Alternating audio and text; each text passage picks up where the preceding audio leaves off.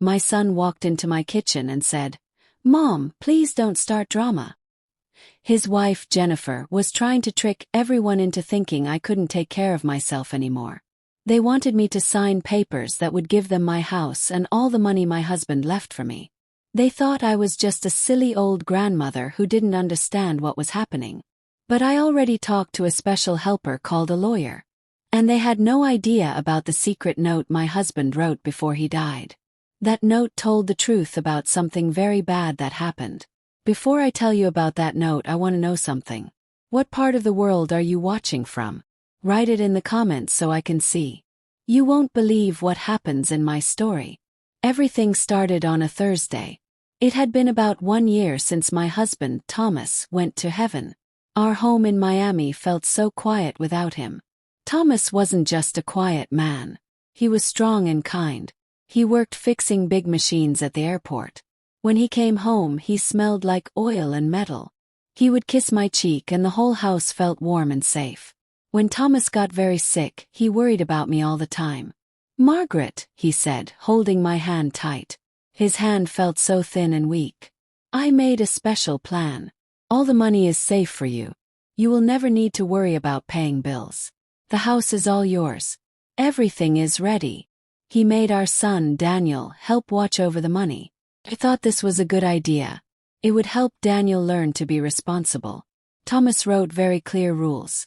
The money was for buying food, paying the house bills, fixing things that broke, and for emergencies only. I love my son, but I see who he really is. Thomas always saw Daniel as his perfect boy, his special son. I saw a man who was 42 years old and still didn't know what to do with his life. Then there was his wife, Jennifer. Jennifer is the type of person who walks into a room and looks at everything to see how much it costs. After Thomas died, Jennifer started visiting me more and more. She brought me flowers that made me sneeze. She knew I was allergic to them. During her visits, she would look at the paintings on my walls and ask, "Is this painting worth a lot of money?" The problem started with a piece of mail. All the bills and bank papers went to Thomas's helper who counted money for us. But one envelope came to my house by mistake. I almost put it away without looking. But the address looked strange. Opened it. The card was supposed to be empty. Maybe just a charge for the man who cuts my grass or cleans my pool. The first charge I saw was for $780. The store name was Fancy Bags Forever. I didn't know what that was. The second charge was from a restaurant called Golden Spoon for $450. On a Tuesday afternoon, my heart felt strange. This wasn't the grass man. I went to the computer. Thomas made me learn how to use it. I looked up Fancy Bags Forever. It was a store that sells very expensive purses downtown. The kind of store Jennifer always pressed her nose against the window glass to see inside. My first thought wasn't anger. I felt embarrassed and confused. He must have used the wrong card by accident. I told myself it was a mistake. I decided I would talk about it at Sunday dinner. Nicely. That Sunday I made meatloaf. It was Thomas's favorite food. Daniel and Jennifer came late. They smelled like expensive perfume. They complained about the traffic. They sat on my back deck looking at the water. They drank wine from my special bottles. Jennifer was telling a long story about problems with her new car. "Daniel, honey," I started. My voice sounded quiet and shaky. "Something strange happened this week. Credit card bill came here by mistake. It was for the special account." Daniel stopped moving. His wine glass was halfway to his mouth. Jennifer didn't stop talking. She just laughed.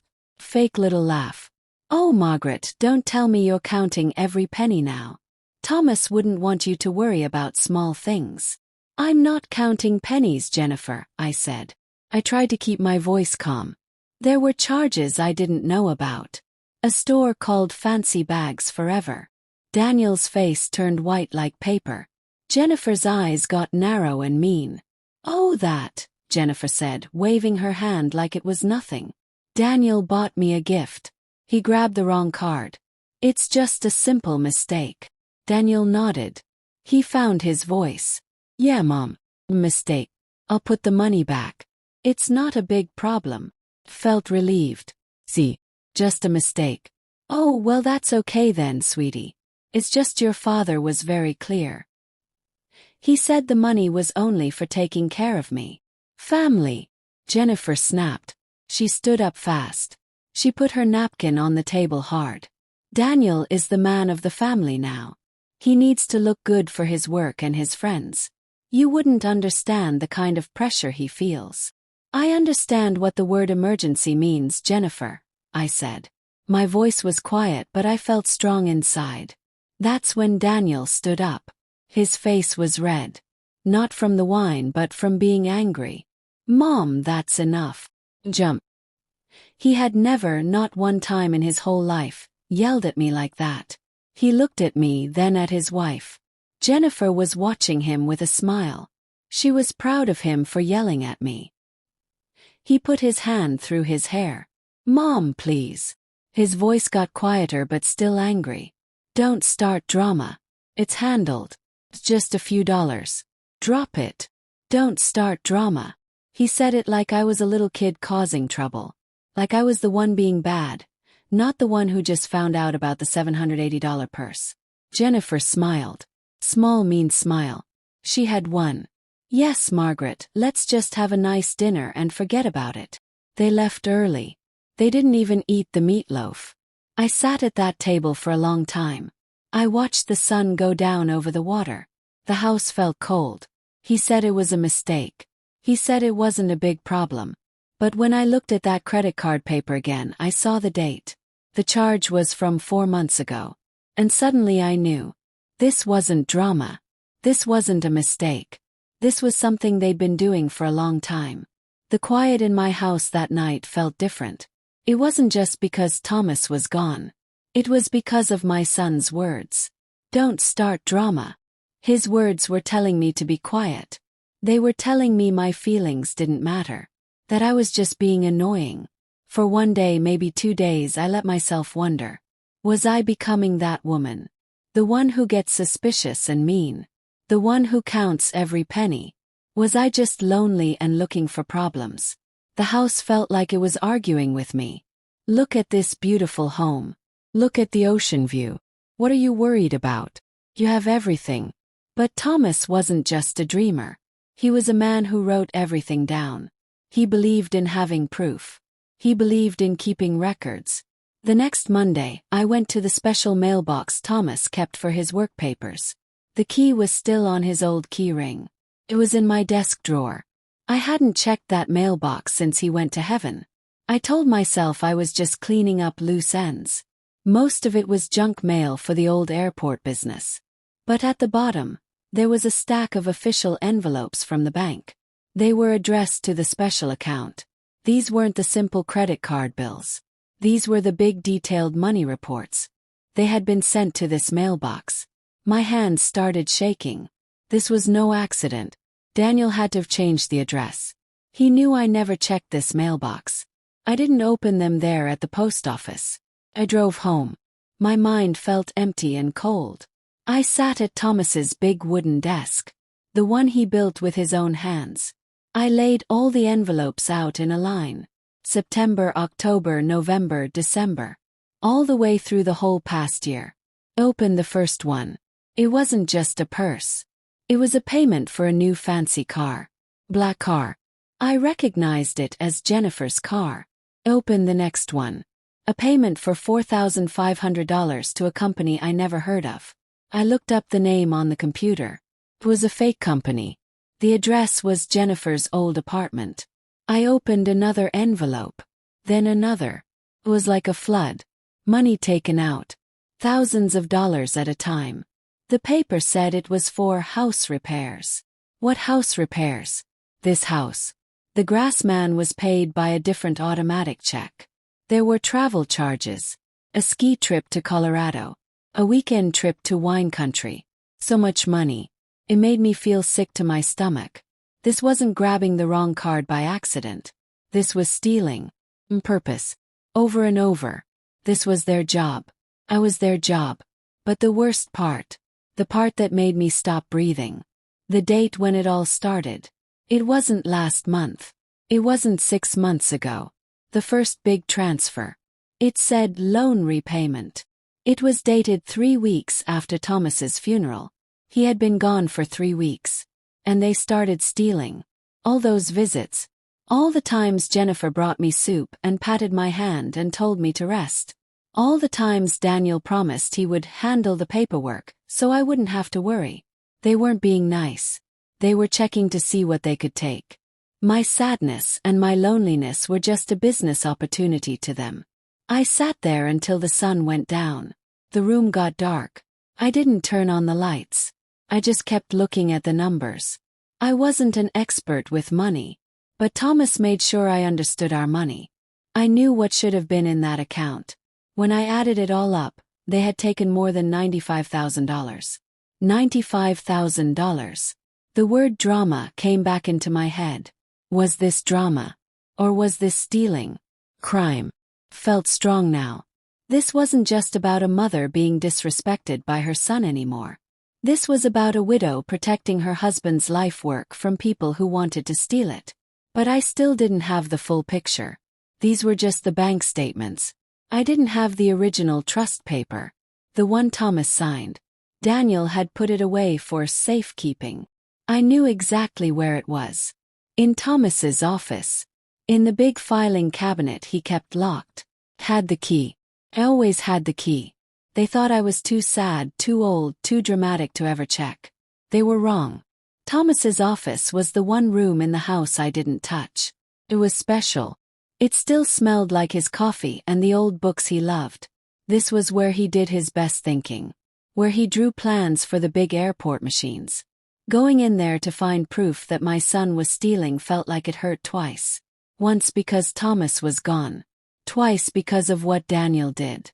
The filing cabinet was heavy and dark wood. It stood in the corner like a silent guard. The little brass key was on Thomas's key ring. Right where I left it on my dresser. My hand was steady when I unlocked the bottom drawer. The one marked personal trust papers. My son didn't know me at all. He and Jennifer saw me as a decoration. A thing in a house they were waiting to own. They didn't know that for 45 years, I helped Thomas with all his business papers. I wasn't just his wife. I was his partner. He called me his rock. The files were perfectly organized. Thomas believed everything should be in order. I pulled out the thick folder. It said Margaret Sullivan Trust 2023. Everything was there. I sat at his desk. Under the warm light of his green desk lamp. I started to read. The lawyer language was hard to understand. But the meaning was clear. The trust was very strong. It was supposed to be. It was designed to protect me. To give me complete safety. Daniel was listed as the secondary trustee. But his powers were limited. He could only help sign papers for house repairs. He couldn't take money out. Which meant every single one of those cash withdrawals wasn't just wrong. It was a crime. It was fraud. He must have lied to the bank. Forged my signature. Or found a trick I couldn't see. I was so focused on reading. My brain was racing through all the legal words. I almost didn't hear the sound. Daniel and Jennifer. They were in my house. They didn't knock. They just walked in. A habit they started doing recently. Like it was already their house. Their voices were muffled. Coming from the hallway just outside the office. The door was open just a crack. Just 1 inch. I told you not to buy the car, Jennifer. Not yet. Too soon. She's going to notice, Daniel was saying. His voice was a low, scared whisper. Oh, she'll notice. Jennifer's voice was like ice. Let her notice. What is she going to do about it? Complain. Go to her little book club and tell them her son is being bad. She's like a child. We just need to manage her. It's not that simple, Daniel argued. The bank called today. They said there's a flag on one of the money transfers. They want to speak with her directly. Cold fear washed over me like ice water. I held my breath. I held the trust paper in my hands tight. Then you handle it, Jennifer snapped. That's the whole problem. You're too soft. You keep asking when you should be telling. Telling her what, Jennifer? That we're broke. That your credit card debt is bigger than my whole paycheck. I'm trying to fix our lives. Her voice got louder, sharp and ugly. And you're letting your senile mother get in the way. Why haven't you gotten the full power of attorney yet? There was a pause. I could hear Daniel walking back and forth. I tried, he said. His voice sounded weak. I told the bank she's been confused, forgetting things, but they said she seems fine. They need her to sign papers. Then make her sign. Jennifer hissed like a snake. Go in there. Tell her it's a new insurance paper. Tell her it's for taxes. I don't care. Get her signature on the line. Or better yet, just have her declared incompetent. We can get Dr. Fisher to sign the papers. He'll do anything for a donation to his clinic. My blood ran cold. Dr. Fisher, their friend, the one they brought over for dinner 2 weeks ago. He wasn't just visiting. He was checking me, looking at me, testing me. Jennifer, that's a huge step, Daniel said nervously. It's the only step left, she shot back.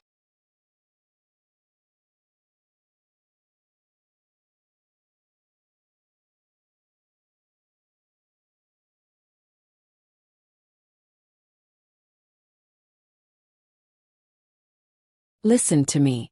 I want this over. I'm sick of this house. Sick of this city.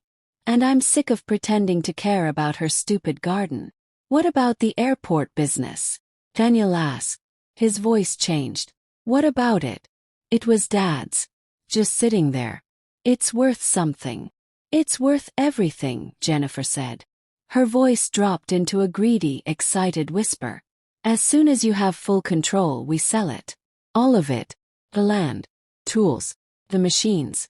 Name. We sell everything. We'll be in Hawaii in 6 months. No more worrying about her. No more budgets. We'll finally be free. I didn't realize I was standing until my chair made a scraping sound on the floor. In the hallway, the voices stopped. Complete silence. The office door creaked open. Daniel and Jennifer stood in the doorway.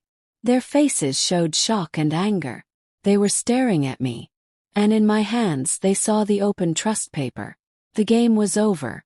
The pretending was done. I wasn't just a confused old woman. I was the only thing standing in their way. We stared at each other for what felt like forever. The green desk lamp made harsh shadows. It made us all look like actors in a play. Jennifer recovered first. Her shock melted into sneering annoyance. Like a cat whose tail got stepped on. Well, well, she said, leaning against the door frame. She crossed her arms. Looks like someone's been doing a little light reading, Margaret. Daniel just looked sick. He wouldn't look at my eyes. He stared at the trust paper in my hands like it was a snake. Daniel, I said. My voice was quiet. I was looking for any sign, any flicker of the boy I raised. You were going to sell the airport business. It wasn't a question. It was me saying what I knew. Mom, it's not like that, he started. He took a step into the room. His hands up like he was trying to calm a wild animal. You're misunderstanding. You're upset. Upset. I repeated. The word sounded ridiculous. You're trying to have me declared incompetent. You've stolen $95,000. And you think I'm upset. See. This is what I'm talking about, Jennifer said, pointing her finger at me. She's hysterical. He's paranoid. Stolen. What a dramatic word. Daniel was managing your money. Money you weren't even using. He was managing it into your closet, Jennifer, I said. My voice was as cold as the feeling in my stomach. And your car. And your trip to Colorado. Daniel flinched like I slapped him. Mom, please, he begged. Let's just all calm down. We can talk about this. You're jumping to conclusions. We're your family. Family. I looked at him. Really looked at him. The charming boy was gone. All I saw was a weak, empty man being controlled by his wife. You were going to put me in a home. You were going to take your father's life's work and sell it for a vacation. It's our legacy too. Jennifer's voice was sharp. All pretense of being nice was gone. Do you have any idea how much money is tied up in that stupid old airport business? It's ours. Daniel is the man of the family. You're just sitting on it, waiting to die. The cruelty of that sentence sucked all the air from the room. Daniel winced. Jennifer, don't. Don't what, Daniel? Don't tell the truth. He turned back to me. You had your life. You had Thomas. It's our turn now. Felt nothing.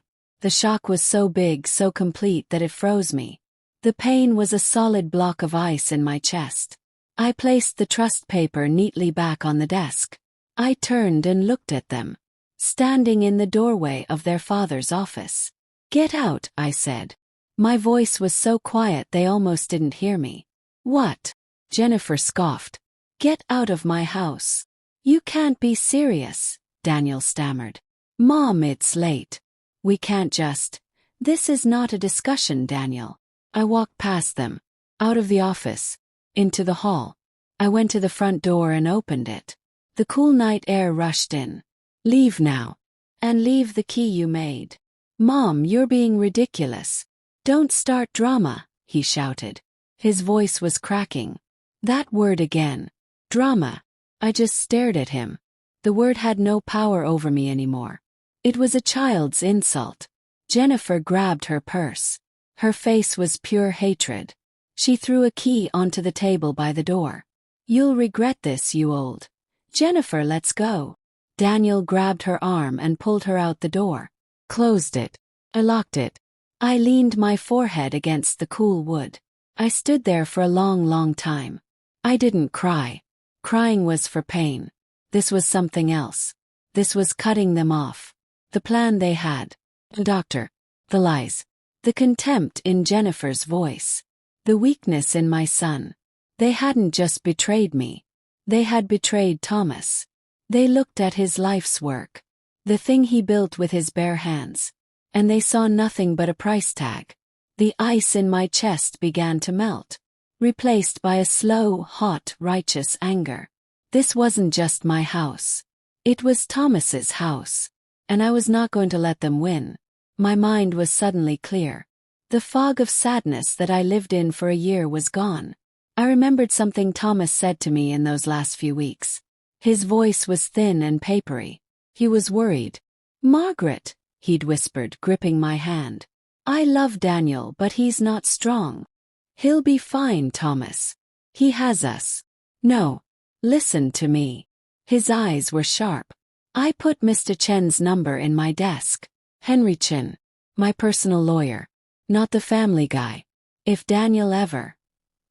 he ever really crosses the line, you call Mr. Chen. He knows what to do. Promise me. I had promised him just to make him feel better. I thought it was the medicine talking. Now I knew. Thomas knew.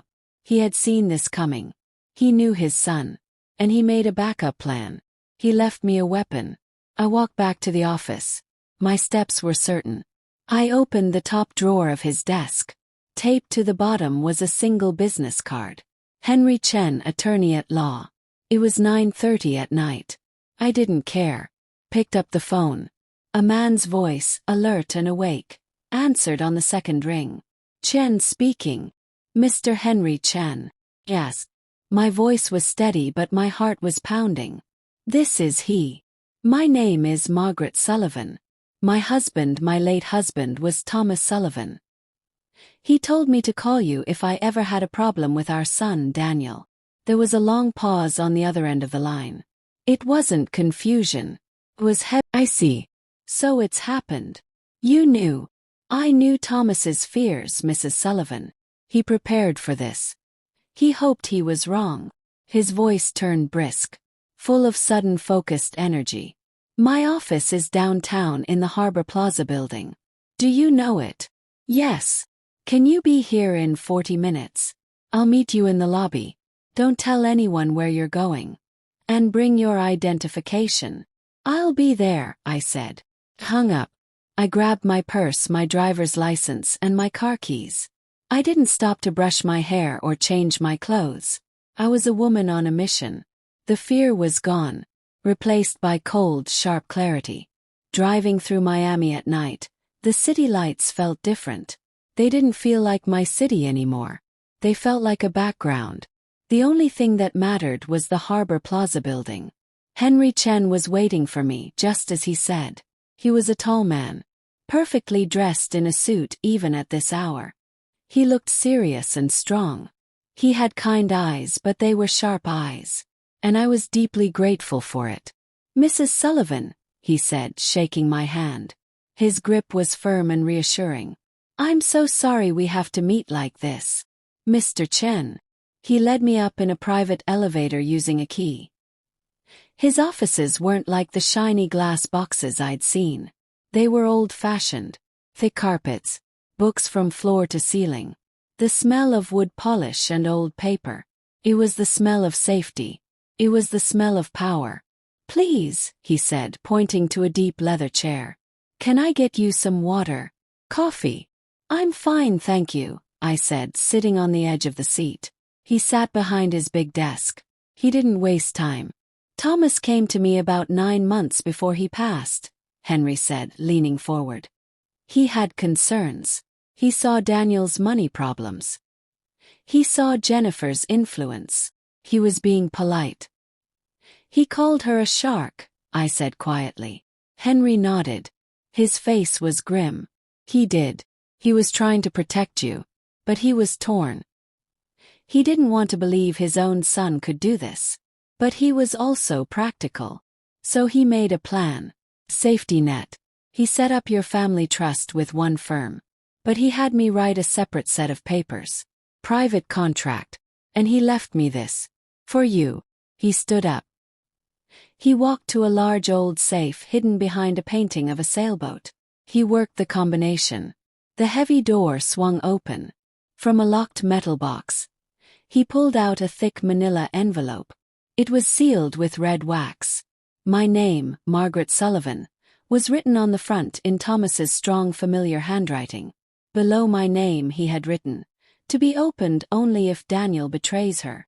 I felt a sob catch in my throat. He knew. He knew. And he still tried to protect his son. He left the choice, the power, in my hands.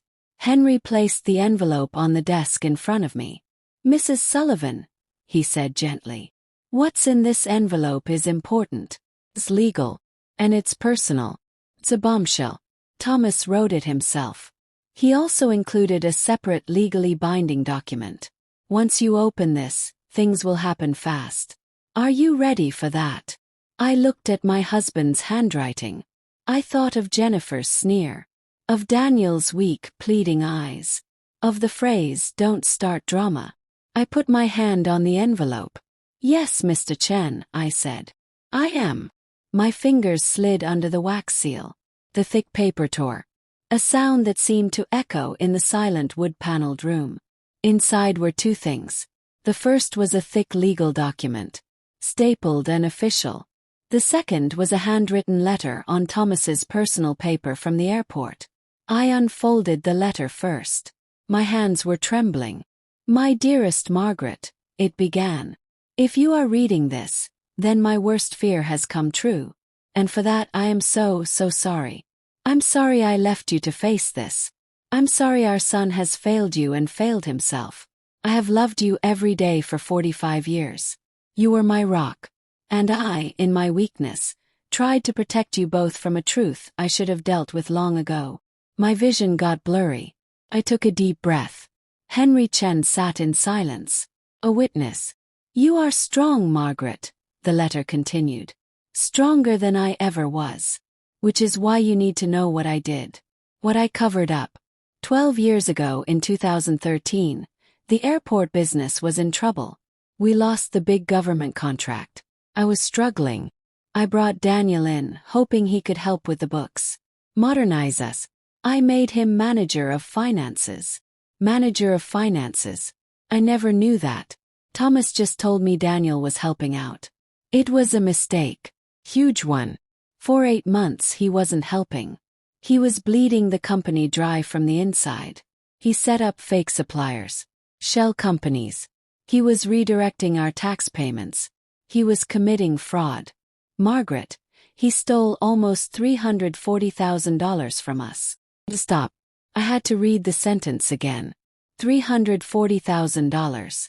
12 years ago. That was when Jennifer suddenly got her small inheritance. That was when Daniel bought that flashy sports car. He said he was leasing it. Thomas had told me he had to take out a loan on the business. He said it was to cover a bad contract. He wasn't covering a contract. He was covering his son's crime. I found out the week before the government auditors were scheduled to arrive. The letter went on. It would have been the end of everything. He would have gone to prison, Margaret. Federal prison for 12, maybe 18 years. I couldn't let that happen. He was my son. So I did the one thing I regret more than anything in my life. Saved him.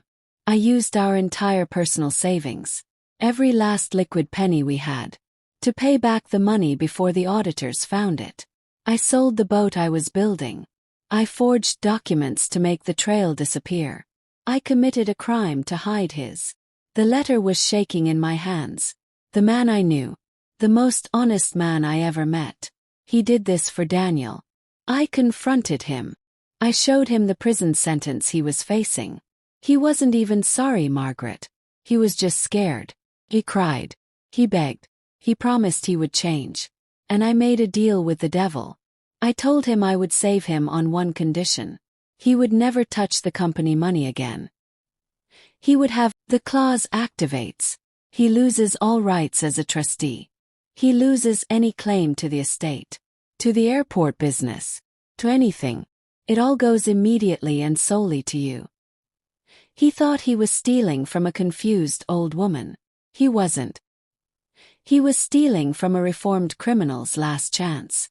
Use this, Margaret. Do what I was too scared to do. Protect yourself. Protect my legacy. Love you. I will always love you. Thomas. I placed the letter down on the desk. The room was silent. Felt no tears.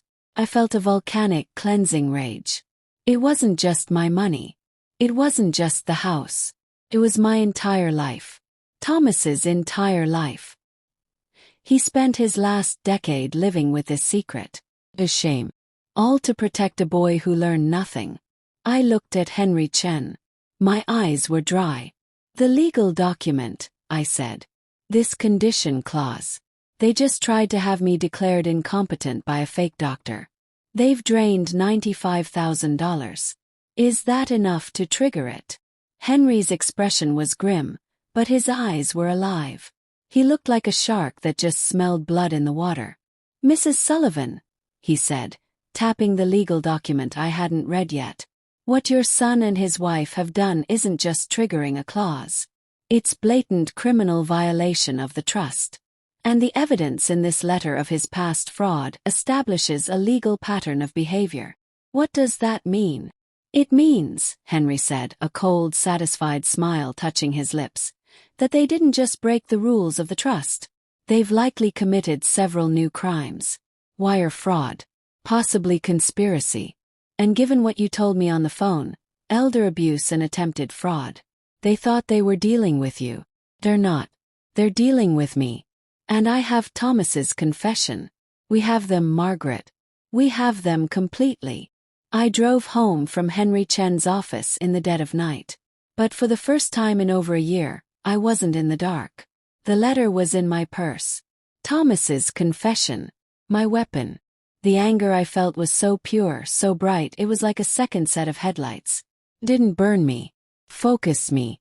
The house was cold and empty, just as I left it. But it wasn't a sad, lonely space anymore. It was headquarters. It was a fortress. And I was finally, truly, its defender. The next 3 days were the strangest of my life. I got a call from Henry first thing in the morning. Margaret. His voice was all business. I filed a temporary order on the trust, freezing all the money. As of 15 minutes ago, that credit card Daniel was using is just a piece of plastic. I've also requested the bank's full video and signature records. What does that mean? I asked, making a pot of coffee. My hands were perfectly steady. It means the rats are about to find out the cheese has moved. They've been locked out. Their only move left is to discredit you. To prove you're incompetent. so they can gain control as your guardians. Dr. Fisher, I said. Exactly. They will contact you, Margaret. They have to. When they call, I want you to be the woman they think you are. Be confused. Be scared. Be unsure. Don't under any circumstances show your hand. We need them to walk into the trap. And they will only do that if they think you're easy prey. Can you do that? Mr. Chen, I said, looking at a framed photo of Thomas on the wall. I've been playing the part of a sweet old lady for a year. I think I can manage it for one more day. I heard him give a dry chuckle. Good. I'm filing the criminal complaint, but I'm holding it back. Timing it. Let me know the second you hear from them. I didn't have to wait long. The call came that afternoon. My son's name flashed on the phone screen.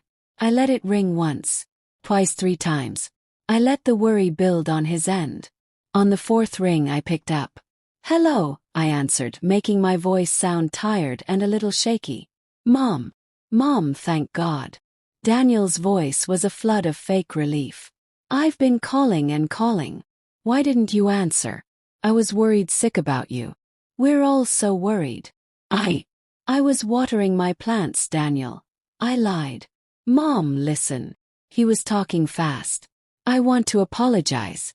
Jennifer and we were just upset the other night. We said things we didn't mean. Jennifer feels terrible about what she said. Oh, I said. Just one word. Nothing more. We love you, Mom. You know that, right? And that's why we've been so concerned. You haven't been yourself since Dad passed. You're forgetting things. Making these wild accusations. I stayed quiet. I let him fill the empty space with his lies. The bank called, he said, and his voice got tight with panic. They said the trust card was declined. Declined, Mom. For a simple purchase. And they said there's some kind of legal freeze on the account. Did you do something? I don't know what you're talking about, Daniel. Freeze. Oh dear. See. This is what I mean. You're not in control, Mom. Someone could be taking advantage of you. Someone could be tricking you. His panic was real. This was his money. His lifeline. And it was gone. Daniel, I'm just very tired. I know you are, Mom. No. And that's why we're going to help. I knew what was coming next. I've been talking to a friend of mine, Dr. Fisher. He's a wonderful man. Very respected. He specializes in helping people, in their golden years. Helping them manage things. A doctor, I said, putting confusion in my voice. I don't need a doctor. I feel fine. He's not that kind of doctor, Mom. He just wants to talk to you. To put our minds at ease. We want to bring him by the house tomorrow. Just for a chat. Oh, Daniel, I don't know. Tomorrow I have my book club meeting. Mom. His voice got sharp. The frustration broke through the fake concern. I heard Jennifer's voice, a harsh whisper in the background. Just tell her, Daniel. Stop asking. He took a deep breath. Mom, he's coming tomorrow at 11 o'clock in the morning. He's a very busy man and he's doing us a huge favor. But please, Mom, he said, and his voice dropped back into that manipulative, begging tone. For me. This is the last thing. Just talk to him. If you do this for me, we can all move past this. We can be a family again. This is the last thing.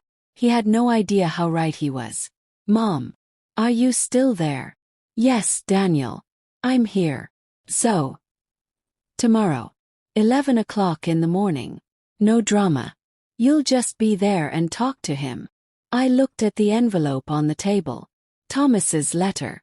Yes, Daniel, I said softly. I'll be here. 11 o'clock. Thank you, Mom. Thank you. You'll see. This is for the best. Everything will be better after this. He hung up. The confused old woman act dropped in. There was silence on the other end, but it was a very different kind of silence from Daniel's. It was the sound of a trap snapping shut. Perfect, Henry said. His voice was cold and satisfied. You won't be alone. I'll be there too. And I'm bringing a friend. I woke up before the sun rose. I sat in the kitchen, watching the gray light of dawn spread over the ocean. I didn't feel scared. I didn't feel nervous. Felt still. It was the kind of stillness that comes right before a storm breaks. Or right after one passes. Took a shower. I put on the dress Thomas always loved. A simple purple one with white flowers. I made coffee. I read the newspaper. At 10:30, I went into the living room and I sat in my armchair, the one facing the front door. And I waited. The doorbell rang at 11 o'clock exactly. I walked to the door slowly. I took a deep breath. Opened it. Daniel was standing there, forcing a pained, sympathetic smile. Jennifer was beside him. Her face was a mask of impatient, fake concern. And between them was a man I'd never seen before, though I knew exactly who he was. He was in his 50s with slicked-back gray hair and a smile that didn't reach his cold, calculating eyes. He was carrying a leather briefcase. Dr. Fisher.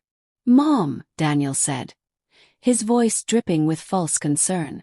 "This is Dr. Fisher, the friend I told you about." "Margaret," the doctor said, stepping forward and extending his hand. "It's a pleasure. Thank you for having me in your lovely home." "I wasn't aware I was having anyone," I said, playing my part perfectly. I let my voice waver. "I told you, Daniel. I have my book club." "We'll be quick, Mom," Jennifer said, brushing past me into the house like she owned it. "This is important. Much more important than your little book club." They settled themselves on my couch. Dr. Fisher sat forward, placing his briefcase on the coffee table with a soft thud. Daniel perched on the edge of the ottoman, wringing his hands nervously. Jennifer just sat back, arms crossed, as if she were already the lady of the house.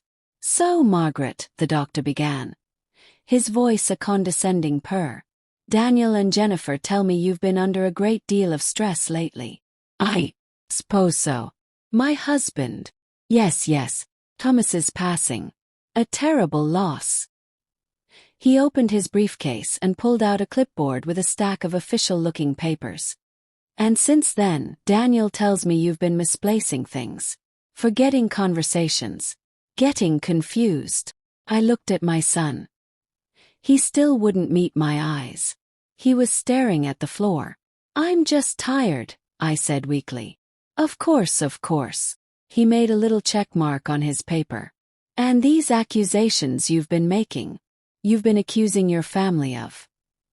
"What was it?" "Stealing." "It's the stress, doctor," Jennifer said, reaching over and patting my hand like I was a child. Her touch was cold and clammy. "She's just not herself anymore. We're terrified she's going to hurt herself. Or that some stranger will take advantage of her financially." "I see." Dr. Fisher nodded, putting on a grim, theatrical look of deep concern. "Margaret, what we have here," he tapped the papers importantly, "is just a simple evaluation. And a preventative measure. Power of attorney document. It would simply allow Daniel to handle the stressful things for you. The bills, the trust accounts, the house maintenance. So you don't have to worry your pretty little head about any of it." "See, Mom," Daniel said, his voice still pleading and desperate. "It's just paperwork. Standard stuff. It's to help you. To protect you from making mistakes." I looked at the paper he was holding out toward me. Even from where I sat, I could see what it was. A full, irrevocable, durable power of attorney. It would give him everything. The house, the airport business, my entire life. I don't know," I said, shrinking back in my chair. "I need to read it first." "There's no need for that," Jennifer snapped. Her patience was evaporating fast. "It's all standard legal language. Just sign it, Margaret. Let's get this over with so we can all move on." "Mom." Daniel stood up abruptly. He was desperate now. Wedding. His lifeline was slipping away, and this was his last, desperate grab for it. "We are your family. We're trying to help you.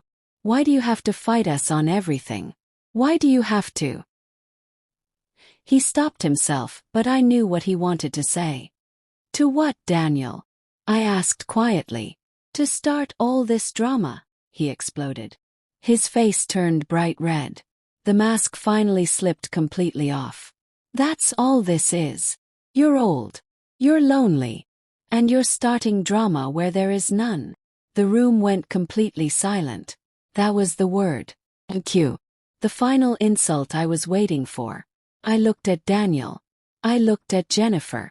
I looked at the smug, corrupt doctor sitting on my couch. And then I smiled. A real genuine smile. You're right, Daniel, I said. My voice was suddenly clear and strong. All the shakiness was gone. Let's stop the drama. Let's talk about the truth instead. Daniel stared at me like I'd just spoken a foreign language. What are you talking about? The doorbell rang. Sharp and loud. Jennifer and Daniel both froze. Dr. Fisher looked up, clearly annoyed by the interruption. Who could that be? I stood up smoothly. Excuse me. That will be for me. I walked to the door with steady, confident steps. I opened it wide. Henry Chen was standing on my doorstep in a sharp gray suit. And next to him was a tall man in a police uniform. Officer Rodriguez, according to his name tag.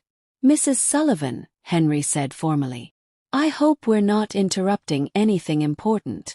Henry, I said, opening the door wider and stepping aside. You're right on time. Please come in. They stepped into my entryway. The color drained completely from Daniel's face, leaving him pale as a ghost. Jennifer actually stood up, her body tense and ready to fight or flee. Who are you? Jennifer demanded, her voice shrill. What is this? You can't just barge in here. Mom, who are these men?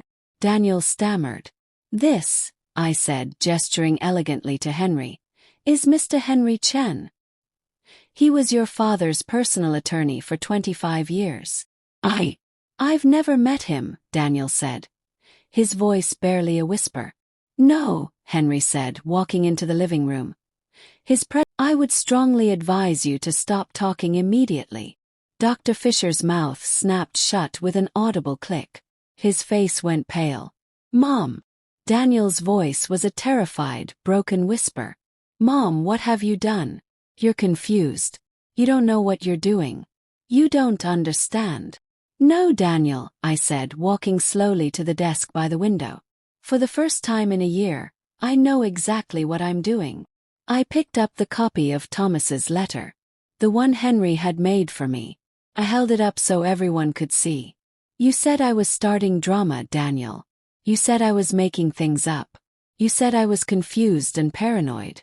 Well, let's talk about something real. I held out the letter. Do you know what this is? He just stared at it. His eyes were wide with dawning horror. It's a letter from your father. He wrote it before he died. Before the cancer took him. He left it with his lawyer. For me. In case of exactly this. Jennifer lunged forward, trying to grab it, but Henry stepped smoothly into her path, blocking her with his body. I have copies for everyone, Henry said coldly. But allow me to summarize the key points. You see, Daniel, your father knew you. He knew everything about the drama of 2013. Daniel stopped breathing. All the blood drained from his face. He actually swayed on his feet. He knew about the $340,000 you stole from the airport business 12 years ago. He knew about the fake supplier companies you created. He knew about the invoices you forged. He knew you committed federal fraud. He knew because he covered it all up. He committed crimes himself to save you from a federal prison sentence. Daniel grabbed the back of a chair to keep from falling. He told me, Daniel whispered, his voice breaking. He told me he would never tell anyone. He promised. He didn't tell me, I said, and my voice was like steel now. Like iron. He told his lawyer. And he left this. A morality clause. Condition. It says that the trust, the airport business, everything. It was yours only if you reformed. Only if you became a good, honest man. And by draining $95,000 from my account over the past year. By trying to have me declared incompetent today with a fake evaluation, you just proved you never changed at all. You never learned. You never grew up. The clause has been triggered, Mr. Sullivan, Henry said. His voice flat and emotionless, like a judge reading a sentence. As of yesterday evening, you are no longer a trustee of your mother's trust. You are no longer a beneficiary of any kind. You are no longer anything except a man who has just been caught committing a new set of serious felonies. And this time, your father isn't here to save you. Daniel looked at me. His eyes were filled with pure animal terror, like a cornered rabbit. Mom, please. You can stop this. It's not too late. You can tell them it was a misunderstanding. It was Jennifer. It was all her idea. She pushed me into it. Please, Mom. Please don't do this. You wouldn't. I looked at the son I once knew. I looked at the stranger standing in front of me now. The weak, pathetic stranger who blamed everyone but himself. You asked me not to start drama, Daniel, I said quietly. I didn't start anything. I'm just finishing what your father died trying to protect you from. Daniel didn't just look at me. He looked through me, searching desperately for the woman he'd always known. The mother who had always fixed everything. The mom who would step in at the last minute and make all the bad things disappear. But that woman was gone. She died the moment I opened that letter. He sank to his knees on my living room floor. It wasn't a prayer. It wasn't repentance. It was a total collapse. No. Mom, you don't understand. The money. We needed it. We were drowning. You have so much. The house, the business. You have everything. We just needed a little bit. A little bit, said. $95,000 is not a little bit, Daniel. Jennifer, however, was not the collapsing type. She was a fighter, a survivor. Her face, which had been pale with shock just moments before, now flushed a deep, ugly red. She turned on Henry and the officer. You can't do this, she shrieked. Her voice was shrill and desperate. This is a setup. This is entrapment. You can't just take his inheritance. That's illegal. I'll sue. I'll sue all of you. He had no inheritance, Ms. Carver, Henry said calmly. His voice never rose, never wavered. He had a conditional opportunity, a test of character that he created himself. He failed that test. And in the process, he and you committed multiple felonies under Florida state law and federal law. I didn't do anything, she spat, whirling around to point a shaking finger at Daniel, who was still collapsed on the floor. He did it. He did everything. I just thought it was his money. I thought he had permission. I'm innocent. It was astonishing, really. How quickly the we in their plan became he and I. How fast she threw him under the bus to save herself. Dr. Fisher, seeing his co-conspirators completely implode, began to slowly edge toward the door. I think I've overstayed my welcome, he said quietly, clutching his briefcase even tighter. This is clearly a family dispute, a misunderstanding. And as a medical professional, I should not be involved in. As a medical professional who was about to fraudulently declare a completely competent woman incompetent for financial gain, Officer Rodriguez said, stepping directly into his path and blocking the door entirely. You're not going anywhere, sir. I'm going to need your full name, your medical license number, and the name of your clinic. You are now a material witness. And quite possibly a person of interest in this investigation. The doctor's face went white as a sheet. He sat down heavily in the nearest chair, looking like he might faint. Mom, please. Daniel was weeping now. Actually weeping. Tears and snot running down his face. He tried to crawl forward on his knees to grab my hand. Please. I'm begging you. It was the debt. Jennifer's credit card debt. The car payments. The house we were renting. Everything was falling apart, she said. She said you'd never miss it. He said you owed us. She said Dad would have wanted us to have it. Owed you, said. The word tasted bitter in my mouth. Owed you for what, Daniel? For. He couldn't even. Your father paid $340,000 to keep you out of federal prison 12 years ago, I said, my voice cutting through his pathetic sobs. He lived with that shame, that secret, for a decade. He gave you a second chance, and a third, and a fourth. He gave you this trust responsibility, hoping, praying you would finally grow up and be the man he raised you to be. And you took that final chance and you used it to try to destroy me, to steal from me, to have me declared insane. Mrs. Sullivan is being extraordinarily polite and restrained, Mr. Sullivan, Henry said. He pulled a thick set of documents from his briefcase and placed them on the coffee table with a heavy thud. These are civil asset seizure forms. We'll be collecting and liquidating all assets that were purchased with the stolen trust funds. What assets? Daniel mumbled, looking up with red, swollen eyes. The leased sedan for one, Henry said, looking directly at Jennifer. The one registered in your name, Ms. Carver. Also any luxury goods purchased within the past 14 months. Handbags, jewelry, electronics. The funds used for your ski trip to Colorado. Your weekend trip to Napa Valley. Everything. Jennifer's head snapped up. Her eyes were wild. You can't take my car. It's mine. I need it for work. You can't. It was never yours, Ms. Carver, Henry said coldly. It was leased with stolen funds. Funds that belonged to Mrs. Sullivan's trust. It belongs to the trust. It belongs to Mrs. Sullivan. Not to you.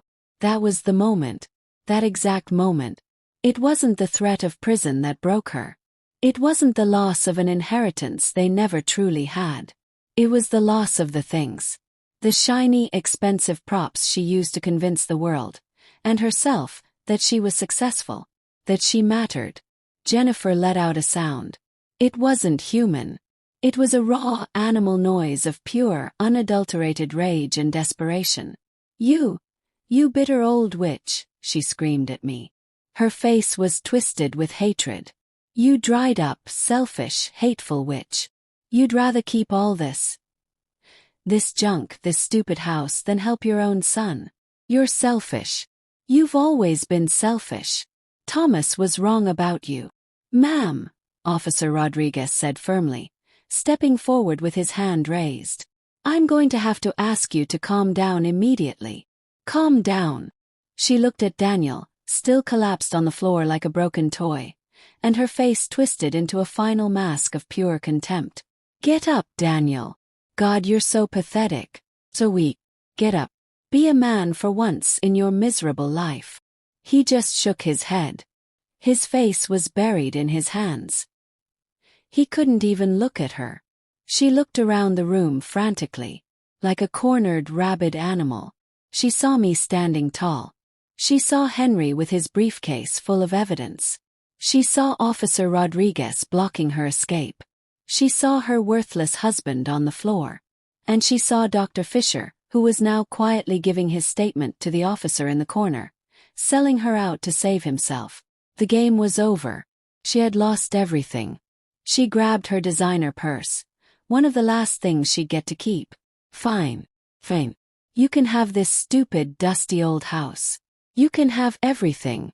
I'm getting a lawyer. The best lawyer money can buy. You'll hear from my attorney. She stormed toward the front door. Henry stepped aside and let her pass. She slammed the door so hard behind her that a picture frame in the hallway fell off the wall and shattered on the floor. The house was suddenly, completely silent, broken only by the pitiful sound of my son's weeping. Officer Rodriguez finished taking Dr. Fisher's preliminary statement. He turned to Daniel, who was still on his knees. Sir, Mr. Sullivan, please stand up. Daniel slowly, painfully, pulled himself up using the ottoman for support. He looked ancient, broken. He was 42 years old, but he looked like a terrified, broken old man. You are not being arrested today, Officer Rodriguez said, his voice firm but not unkind. But you are being officially served with this summons to appear in court. You are being formally charged with multiple counts of fraud and elder abuse. You will need an attorney. Very good one. Do you understand what I'm telling you, sir? Daniel nodded numbly. He took the papers from the officer's hand with shaking fingers. Mr. Sullivan, Henry said, his voice quiet but absolutely firm. I am also serving you with this restraining order, effective immediately. You are not to contact your mother by any means. No calls, no emails, no texts, no letters. You are not to come within 1,000 feet of this property or any property she owns. If you violate this order in any way, you will be arrested immediately. Is that perfectly clear? Daniel nodded again. Community service. And he is legally prohibited from managing anyone's finances. Ever. He has no inheritance. He lost his wife. He lost his reputation. He lost his future. He lost me. He tried to write me a letter last month. I gave it to Henry unopened. There is grief in that. Deep grief. Grief for the son I thought I had. Grief for the man I thought he would become. But my life isn't about what I've lost anymore. It's about what I'm building. I went to the airport business. Thomas's life's work. It was just as he'd left it. Earthy, silent, smelling of oil and old metal and memories. I thought I would sell it. Just liquidate everything and be done with the pain. But standing there in that massive hangar, surrounded by his tools and his half-finished projects, I didn't feel pain. I felt possibility. Last month, I opened the Thomas Sullivan Legacy Workshop. We don't fix planes for rich people. We use Thomas's tools, his equipment, his knowledge to teach young people. Kids from difficult backgrounds. Kids who need a second chance. Kids who need to learn a trade. We teach them how to work with their hands. How to fix engines. How to take something broken and make it run again. How to build something real and strong and useful. My husband's legacy isn't a pile of stolen cash. His legacy is in the smell of engine oil. In the sound of a wrench tightening a bolt. The pride on a young person's face when they fix something for the first time. In the second chances we give to people who deserve them. My son told me not to start drama. He was absolutely right. What I started wasn't drama. It was justice. Thomas taught me how to read financial statements. He taught me how to be a true partner. He taught me that the strongest things in life are built on honesty and hard work. And in his death, through that letter, he taught me one final, crucial lesson. He taught me how to fight back. I look at the ocean and I'm not lonely anymore. I'm not just an old woman. I'm not weak or confused or dramatic. I'm free. My peace is my greatest treasure. My self-respect is priceless. And I will never, ever let anyone steal that from me again. The world is full of people who will call you dramatic when you're just asking for the truth. They'll call you confused when you're the only one seeing clearly. If my story means something to you, if it touched your heart, please subscribe to Granny's Voice. Every time you join us, every time you share your own story in the comments below, you're casting a vote. You're telling the world that we matter. That our voices deserve to be heard. That we are not invisible. Please help this community grow stronger. Tell your friends. Share these stories. And never, ever let anyone make you doubt your own worth. You are valuable. You are strong. And your voice matters. This is Margaret, signing off from Granny's Voice. Until next time, stay strong, stay wise, and never stop fighting for what's right.